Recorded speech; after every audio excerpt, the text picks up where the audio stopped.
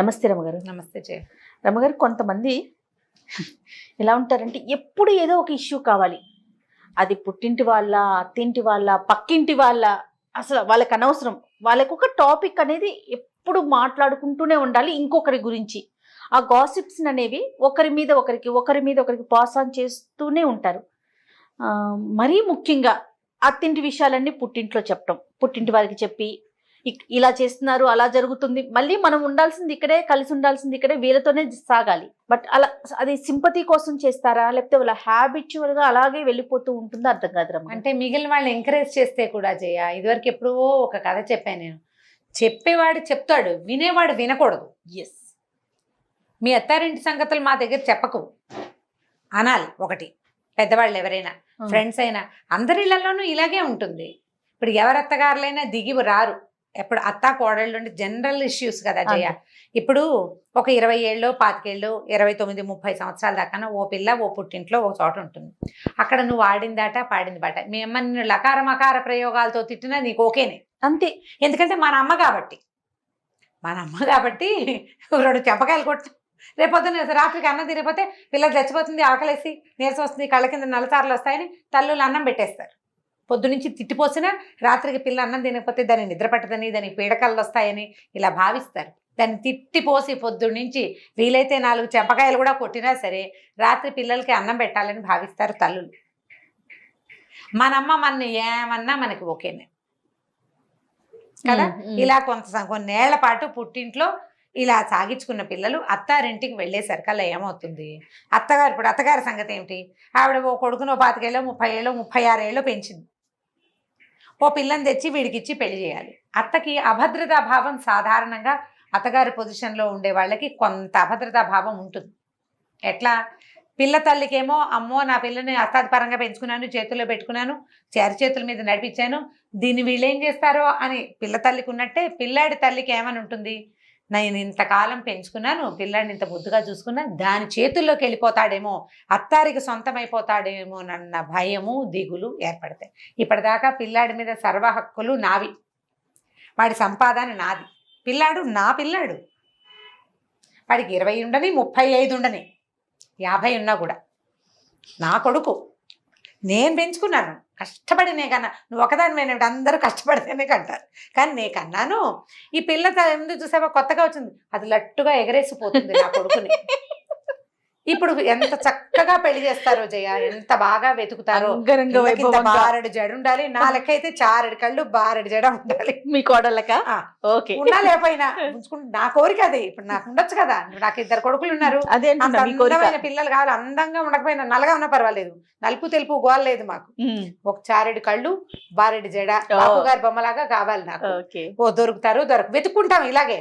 ఇప్పుడు కొందరు వెతుకుతాం, అబ్బో పిల్ల మరీ పొట్టి, బాబు పిల్ల మరీ నలుపు, లేకపోతే పిల్ల సామంచాయిగా ఉంది, బొద్దుగా ఉంది, లేకపోతే మరీ బక్కగా ఉంది, ఇలా ఓ ఎంచుతారు. ఎంచగా ఎప్పటికీ కుదరలేదు అనుకో, కాంప్రమైజ్ పెళ్ళైతే చాలని పెళ్లి చేసేస్తారు. పెళ్ళైన దగ్గర నుంచి తల్లులకి ఏం అభద్రత ఉంటుందంటే, ఇన్నాళ్ళు నా సొంతమైన నా బిడ్డ వీడితో, ఈ పిల్లతోటి ఉండాల్సి వస్తుంది, డబ్బంతా విడిది, అదే తీసేసుకుంటుంది, విడి మీద ఆధిపత్యం దానికే వచ్చింది. నువ్వు ఆధిపత్యం కోసమే పెళ్లి చేసావు. మనం పెళ్ళి ఎందుకు చేస్తాం? పిల్లాడికి ఒక కంపానియన్ కావాలి. వాడికి 26 వచ్చిన నుంచి మనకి బెంగ, అమ్మో జుట్టు ఊడిపోతుంది పిల్లాడికి, అప్పుడే 1 ఎకరం పోయింది, 5-6 ఎకరాలు పోతుందేమో పెళ్లి నాటికే నేను దిగులు పడతాం. తలంబ్రాలకు వస్తే బాగుండదురా అనే తల్లులు కూడా తెలుసు నాకు. జుట్టు ఊడిపోయింది, తలంబ్రాల ఫోటోలు బాగా రావు, ఎక్కువ జుట్టు ఉండాలి దానికి, అప్పుడు అందంగా ఉంటుంది.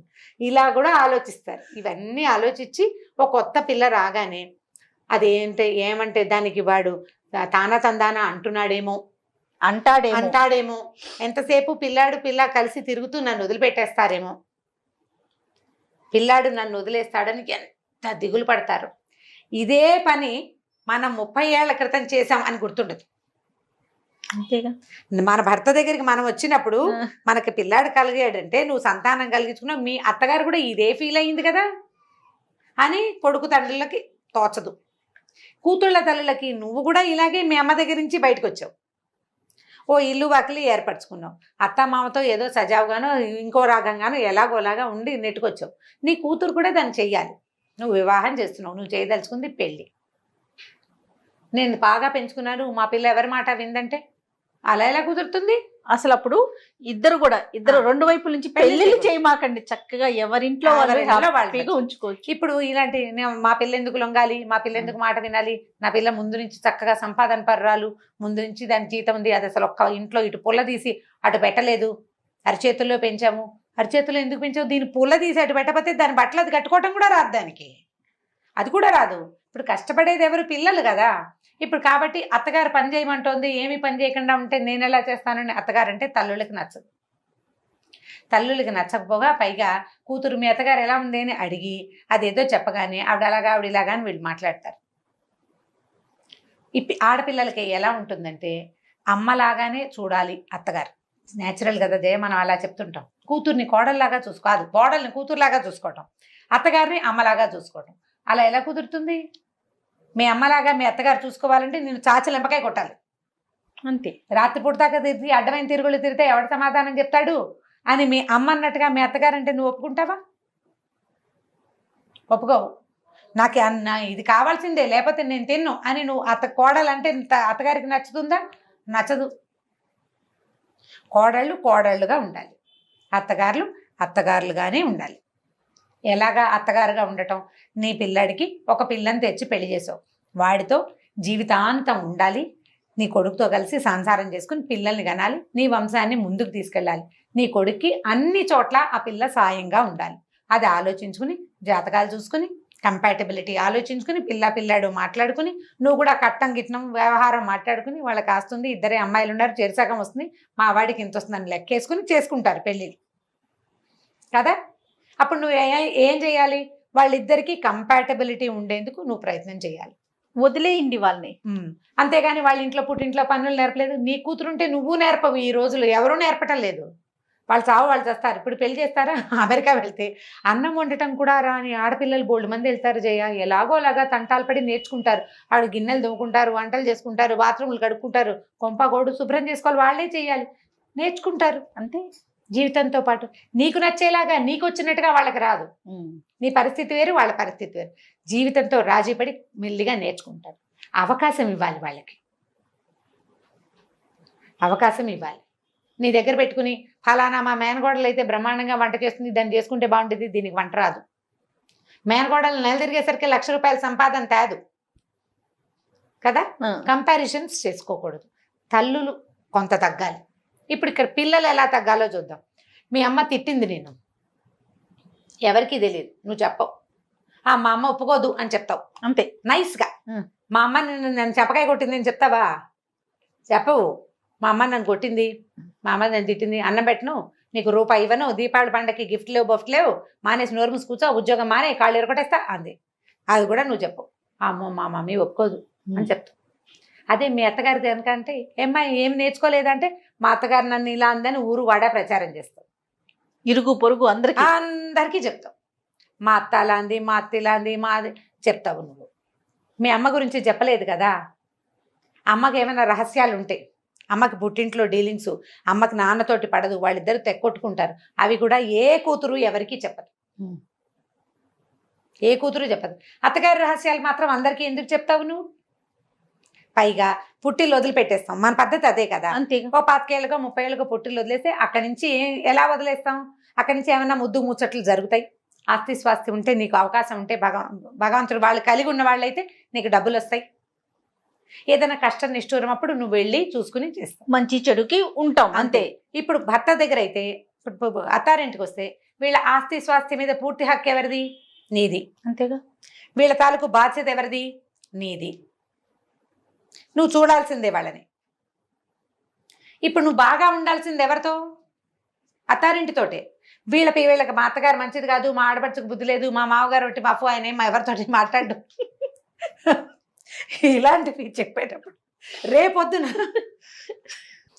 చాలా మంది ఈ పని చేస్తారు. మా అత్తగారికి మంచిది కాదు, మా ఆడపడుచోటి వేస్ట్ ఫెలో, లేకపోతే చాలా ఎక్కువ హెరాస్ చేస్తుంది, ఆడపడుచు చాలా అంటుంది ఇలా అంటుంది, ఆవిడకి మొగుడుతో సజావుగా ఉండదు, మా నెత్తి మీద పడుతుంది చెప్తావు.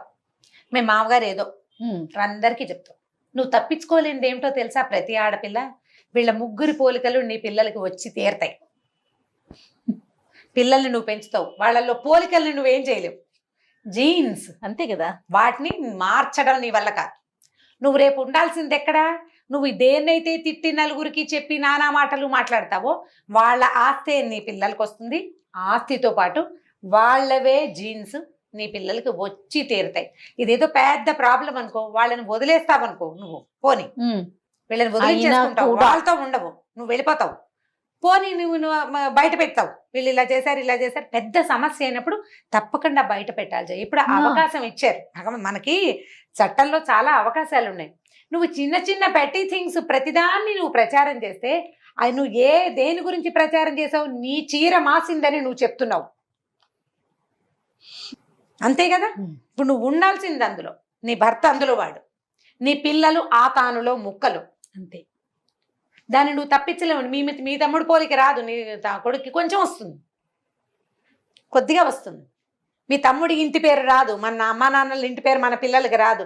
నువ్వు కావాలంటే మీ నాన్న ఇంటి పేరే ఉంచుకోవచ్చు, నీ పిల్లలు అవకాశం లేదే వీళ్ళ ఇంటి పేరే పెట్టాలి. ఇప్పుడు మనమే కాదు, హిందీ వాళ్ళైనా అంతే, తండ్రి ఇంటి పేరే వస్తుంది. అది తప్పదు కదా. అది తప్పనప్పుడు మనం ఉండవలసిన దాని గురించి బయటికి ప్రచారం చేయకుండా ఉండాలి. మా కోడలికి పని రాదు, మా వియ్యపురాలకి బుద్ధి లేదు, అది బాగా పిల్లలకి నేర్పించలేదు, వీళ్ళింతే వాళ్ళింతేనే వాళ్ళని అనటం అత్తగారిది తప్పు. నువ్వు చూసే చేసుకున్నావు. లవ్ మ్యారేజ్లు అనుకో, అసలు అది వేరే ఎంటైర్లీ డిఫరెంట్ థింగ్ అనమాట. అది ఇప్పుడు నువ్వు అరేంజ్డ్ మ్యారేజెస్ అయినప్పుడు నువ్వు 4 చూసి చేసుకున్నావు, నోరు మూసుకుని ఉండాలి. రాకపోతే నేర్చుకుంటుంది, అంతే కదా. జీవితానికి అవసరమైంది వాళ్ళు చేస్తారు. నువ్వు నీ పిల్లాడికి ఒక కంపానియన్ కావాలని పెళ్లి చేసావు, ఏమైనా పద్ధతులు బాగుండకపోతే ఆ అమ్మాయి మీరు కొంచెం సానుకూలంగా అసలు 4 మాటలు మాట్లాడుకుని ఇలా మార్చుకొని అయినా ఇది బాగుంటుందని చెప్పు, వింటే. లేదా ఎవరితో చెప్పించు, లేకపోతే ఊరుకో. ఎవరి కర్మానికి ఎవరి కర్తలు? ఒకళ్ళ కర్తలు కాదు కదా మన కర్మానికి కదా, వదిలిపెట్టేసేయాలి. అనవసరమైన ప్రచారం చేస్తే, నీ కోడల్ని తిడితే నీ మనవలు ఎక్కడి నుంచి వస్తారు? కాదు రమ్మగారు, ఇంకొక విషయం అర్థం కాదు. ఈవిడెళ్ళి 100 మందికి చెప్పుకుంటది, కోడలెళ్ళి 100 మందికి చెప్పుకుంటది, మళ్ళీ ఇద్దరూ కలిసి ఒక గూట్లోనే ఉండాలి, ఒక చోటే ఉండాలి. ఈ అమ్మాయి పద్ధతులు మంచివి కాదు. అసలు నేను చాలా మంది అత్తగారిని అట్లా చూస్తాను చెయ్య, ఎంత సింపుల్ గా కోడల మీద మాట్లాడేస్తారు అనేస్తారు.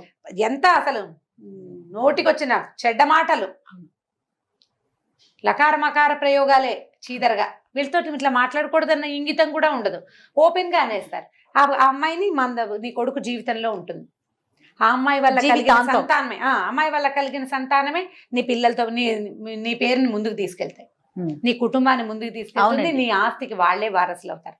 వీళ్ళు ఎలా ఉండాలంటే, వీళ్ళని కూతుళ్ళని ఎంకరేజ్ చేయకూడదు, తల్లుల్ని కోడళ్ళని తిట్టడానికి. నువ్వు ఇంకో చోటి కోడలుగా వెళ్తావు, నువ్వు ఇంకొక ఇంటి కోడలివి, నువ్వు సరిగా ఉండాలి, మీ అమ్మని సరిగా ఉండివ్వాలి. ఈ కూతుళ్ళేమో తల్లుళ్ళకి చెప్పకూడదు, తల్లులు కూతుళ్ళని ఎంకరేజ్ చేయకూడదు. ఒక చోట కూతురేమో తల్లిని సరిచేయాలి, ఇంకో చోట తల్లి కూతురిని సరిచేయాలి. అమ్మ ఇలాగే ఉంటుంది, నువ్వు కొత్త చోటికి వెళ్ళావు, వాళ్ళతో అడ్జస్ట్మెంట్ కొంచెం కష్టం, వాళ్ళ పద్ధతులు వేరు, వాళ్ళ వంటలు వేరు, వాళ్ళ ప్రవర్తనలు అవి వేరు, మెల్లిగా అడ్జస్ట్ అవ్వు. ఉద్యోగం చేసుకున్నావు, చదువుకున్న పిల్లవి, నీకు 4 చెప్పక్కర్లేదు.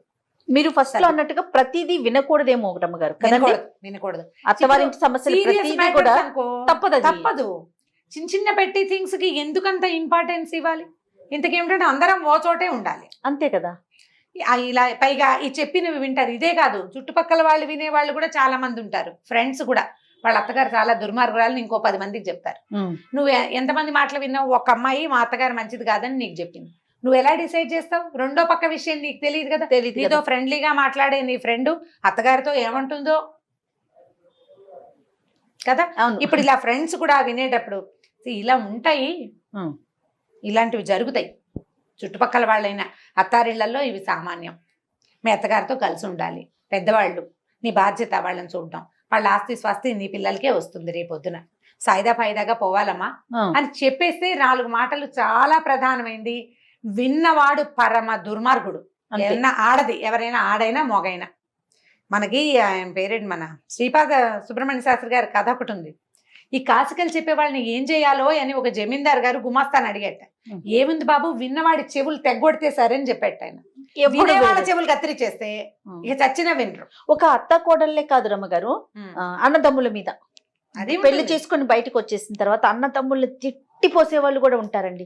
అక్క చెల్లెల్ని, అన్న తమ్ముల్ని ఎంతసేపు ఇది ఇట్లా అంటే అసంతృప్తులు జీవితంలో చేస్తూ ఉంటారు. అసంతృప్తి, మా అన్నయ్య అలా చేశాడు, చిన్నప్పుడు ఇలా చేశాడు, అలాగే ఏదో అయింది, ఇదేదో అయింది, ఏమిటో ఆ అయింది. అన్నతోనో తమ్ముడితోనో మాట్లాడుకోవచ్చు, మాట్లాడరు. మాట్లాడరు. 10 మందికి చెప్పి సింపతిని Gain గెయిన్ చేసుకోవాలని చూసుకుంటూ చూస్తారు. ఉంటారు. అన్ని తప్పులే ఇవి. అంతే. మానవ సంబంధాలు బహుపల్చటి విజయ, వాటిని కాపాడుకోవాలి. ఇబ్బంది ఇప్పుడు ఆస్తులు అన్నదమ్ములు లాగేసి ఆడపిల్లలకి ఇవన్నీ చోట్లు ఉన్నాయి, లేదని అన్న. అవునవును. ప్రతిదానికి పిడికి బియ్యానికి ఒక మంత్రం కాదు చూడు. నిజంగా సీరియస్ ఇష్యూ ఉంటే తప్పకుండా రచకెక్కాల్సిందే. చిన్న చిన్న వాటికి గొడవలు పెంచుకోవద్దు. ఇతరులకి మీ కుటుంబం గురించి చెప్పుకోకూడదు. నీ గురించి చెప్పినట్టే నేను చెప్పే కదా సింపుల్ గా, నా చీర మాసింది చూడు అని ఎదుటివాడికి నువ్వు చూపించచ్చా? చూపించకూడదు. బట్ట మాస్తే ఏం చేస్తాం, మన చీర మాసి కనిపించకుండా కవర్ చేసుకోవాలి. కవర్ చేసుకోవాలి. దాన్ని కవర్ చేసుకోవడం చేత అయితే నీ జీవితం గుట్టుగా సజావుగా వెళ్తుంది. నువ్వు 4 సార్లు అంటే మేము కవర్ చేస్తాం, వాళ్ళు చేయకపోతే అంటారు. ఎక్కడో చోట మొదలెట్టాలి కదమ్మా. అది నీ వైపు నుంచి మొదలుపెట్టు. ఇప్పుడు నువ్వు కోడలుగా ఉన్నావు, నీకు ఈ ప్రాబ్లం ఉంది అత్తగారితోటి, నువ్వు ప్రశాంతంగా ఉండడానికి ట్రై చెయ్యి.